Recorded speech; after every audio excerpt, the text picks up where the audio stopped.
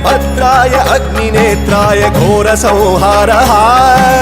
सकललोकाय सर्वभूताय सत्यसाक्षात्करा